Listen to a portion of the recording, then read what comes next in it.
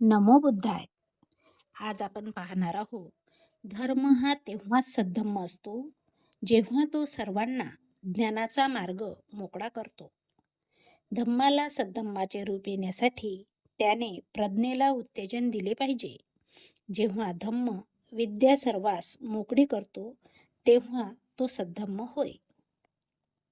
ज्ञानार्जनाची मुभा सर्वांस मोकळी ठेवता येत नाही असा ब्राह्मणी सिद्धांत होता. या सिद्धांतानुसार ती फक्त थोडक्याच लोकांना असली पाहिजे. ब्राह्मण, क्षत्रिय आणि वैश्य या त्रैवर्गिकांनाच ब्राह्मणी सिद्धांताप्रमाणे ज्ञानार्जनाची अनुज्ञा होती आणि त्यापैकीही ती फक्त या त्रैवर्णिकातील पुरुष वर्गालाच होती. स्त्रिया ह्या ब्राह्मण, क्षत्रिय अथवा वैश्य असोत, त्याप्रमाणेच शूद्र पुरुष असो अथवा स्त्री असो, त्या सर्वांना ज्ञानार्जनाचाच काय पण साक्षरतेचाही अधिकार नव्हता. ब्राह्मणांच्या ह्या भयंकर सिद्धांताविरुद्ध भगवान बुद्धाने बंड उभारले. ज्ञानमार्ग मग तो पुरुष असो अथवा स्त्री असो, ती सर्वांना मोकळा असला पाहिजे असे भगवान बुद्ध शिकवित असे. पुष्कळ ब्राह्मणांनी त्यांच्या मताला विरोध केला. लोहितच्या ब्राह्मणाबरोबर झालेला त्यांचा वादविवाद त्यांच्या या मतावर चांगलाच प्रकाश टाकतो.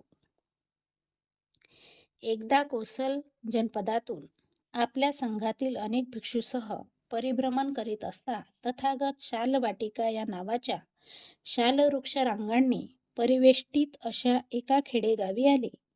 यावेळी शालवाटिकेत लोहितचे नावाचा एक ब्राह्मण राहत असे. ही शालवाटिका चांगली गजबजलेली, कुरणे, झाडी आणि धनधान्याने भरलेला प्रदेश होता. हा प्रदेश कोसलचा राजा प्रसेनजित याने त्या ब्राह्मणाला सर्वाधिकारासहित दान केलेला होता. जर एखाद्या श्रमणाने किंवा ब्राह्मणाने ज्ञानार्जन केले तर त्याने ते ज्ञान स्त्री अथवा शूद्रांना देऊ नये असे त्या लोहितच्या ब्राह्मणाचे मत होते. तथागत शालवाटिकेत राहत आहेत हे लोहितच्या ब्राह्मणाला कळले. हे कळल्यावर लोहितच्याने आपला न्हावी भेसिक यास सांगितले, भेसिका इकडे ये, ऐक. तो श्रमण गौतम जेथे उतरला आहे तेथे जा आणि नाव सांगून त्याला विचार, तुझा आजार आता बरा आहे ना? तुझे प्रकृती स्वास्थ्य ठीक आहे ना? हे कुशल प्रश्न झाल्यावर त्याला सांग, उद्या आपण आपल्या भिक्षू संघासह लोहितच्या ब्राह्मणाकडे भोजनास यावे. तो न्हावी म्हणाला, ठीक आहे महाराज. लोहितच्या आज्ञेप्रमाणे तथागताकडे जाऊन सांगितल्याप्रमाणे त्याला आमंत्रण दिले. तथागताने त्या विनंतीला मूक संमती दिली. दुसऱ्या दिवशी सकाळी वस्त्र परिधान करून व आपले भिक्षापात्र हाती घेऊन तथागत आपल्या भिक्षू संघासह शालवाटिकेकडे निघाले.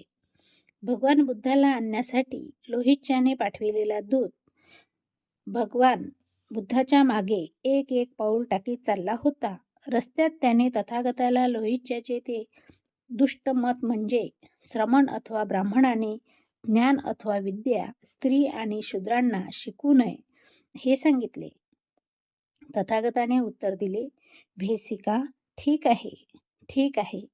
तथागत त्या लोहितच्या ब्राह्मणाच्या निवासस्थानी गेले आणि त्यांच्यासाठी स्थान करून ठेवलेले होते त्या ठिकाणी जाऊन बसले.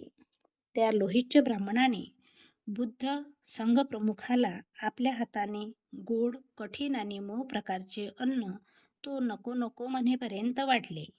तथागताचे भोजन संपल्यानंतर त्यांनी आपले भिक्षापात्र आणि हात धुतले. नंतर लोहितच्याने एक ठेंगणे आसन आणून तो तथागताच्या बाजूला त्या आसनावर बसला. लोहितच्या अशा रीतीने बसल्यावर तथागताने विचारले, लोक म्हणतात की श्रमण अथवा ब्राह्मणाने ज्ञान अथवा विद्या स्त्री अथवा शूद्रांना शिकू नये असे तुझे मत आहे. ही गोष्ट खरी आहे काय? लोहितचे म्हणाला, होय गौतमा, माझे मत तसेच आहे. लोहितच, तुला काय वाटते? तू शालवाटिकेत नांदत आहेस, नाही का? होय गौतमा, मी शालवाटिकेत नांदत आहे. लोहितच, मग कल्पना कर की जर कोणी असे बोलला, या शालवाटिकेत लोहितच्या ब्राह्मणाचे राज्य आहे, त्याला एकट्यालाच या शालवाटिकेचे उत्पन्न आणि त्यात उत्पन्न होणारा माल याचा उपभोग घेऊ द्या. दुसऱ्या कोणालाही काही देऊ नका. असे बोलणाऱ्याला, तुझ्यावर अवलंबून असणाऱ्यांना तो संकटात टाकणारा आहे असे तू मानशील की नाही? अर्थात गौतमा, मी त्याला संकट निर्माताच समजेन. अशा संकट निर्मात्याला तू त्याच्या हितकर्ता मानशील काय? लोहितच्याने उत्तर दिले, अर्थात नाही गौतमा, मी त्याला त्यांचा हितकर्ता मानणार नाही. अशा रीतीने त्यांच्या हिताची पर्वा न करणाऱ्या माणसाचे अंतःकरण प्रेमभाव युक्त आहे, हे वैरभाव युक्त आहे असे तू म्हणशील. गौतमा, मी ते वैरभाव युक्त आहे असे मानेन, पण ज्यामुळे माणसाचे अंतःकरण वैरभाव युक्त होते, तो सिद्धांत तू चांगला का वाईट मानशील? गौतमा, मी तो सिद्धांत वाईट आहे असेच मानेन. मग लोहितच, मला सांग, कौसलचा प्रसेनजित राजा काशी कानी कौसल प्रांताचा अधिपती नाही काय? होय गौतमा, तो कौसल आणि काशीचा अधिपती आहे. मग लोहितच, कल्पना कर, कोणीतरी असे बोलला की कौसलचा प्रसेनजित राजा यांच्या छत्राखाली काशी आणि कौशल प्रांत आहेत. त्याला एकट्यालाच त्या काशी कौशलचे उत्पन्न आणि तेथे उत्पन्न होणारा माल यांचा उपभोग घेऊ द्या. दुसऱ्या कोणाला काही देऊ नका. तर असे बोलणाऱ्या मनुष्याला तू आणि जे इतर प्रसेनजितांचे आश्रित आहात त्यांना संकटात टाकणारा मनुष्य म्हणून तू मानशील की नाही? होय गौतमा, मी त्याला संकटकर्ताच समजेन. अशा संकटकर्त्या माणसाला तू हितकर्ता मानशील काय? नाही गौतमा, तो त्याचा हितकर्ता नव्हे. आणि जर तो त्याचा हितकर्ता नसेल तर त्याचे अंतःकरण कोणासंबंधी प्रेमयुक्त आहे की वैरयुक्त आहे? गौतमा, ते वैरयुक्त आहे. ज्या सिद्धांताने माणसाचे अंतःकरण वैरयुक्त होतोय, तो सिद्धांत तुझ्या मते वाईट की चांगला? गौतमा, तो सिद्धांत वाईट आहे.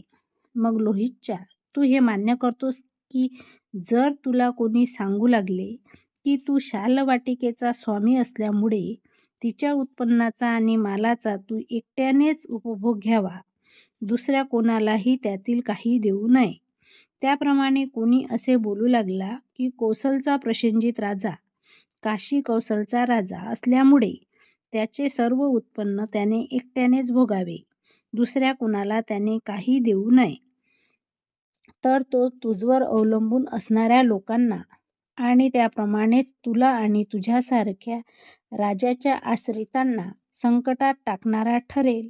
असे जे दुसऱ्यांना संकटात टाकतात त्यांच्या ठिकाणी प्रेमभावनेचा अभाव आणि वैरभावाचा प्रभाव दिसतो आणि अंतःकरणात वैरभावाचा प्रादुर्भाव करणारा सिद्धांत हा गैर आहे.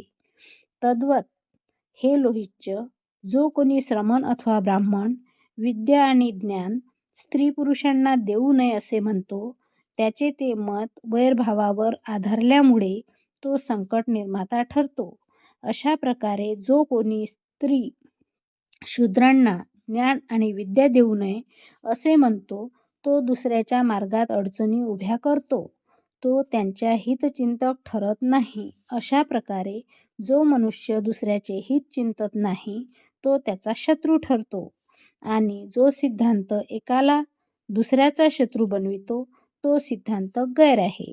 अशा प्रकारे आज आपण धर्म हा तेव्हाच सद्धम्म होतो जेव्हा तो सर्वांना ज्ञानाचा मार्ग मोकळा करतो, हे बघितलेलं आहे. पुढच्या भागात आपल्याला धम्म जेव्हा केवळ विद्या पुरेशी नाही, धम्म जेव्हा केवळ विद्या पुरेशी नाही, कारण त्यामुळे पोकळ पांडित्य निर्माण होते असे शिकवितो, तेव्हा त्याला सद्धम्म रूप प्राप्त होते, हे बघायचं आहे. तोपर्यंत नमो बुद्धाय, जय भीम.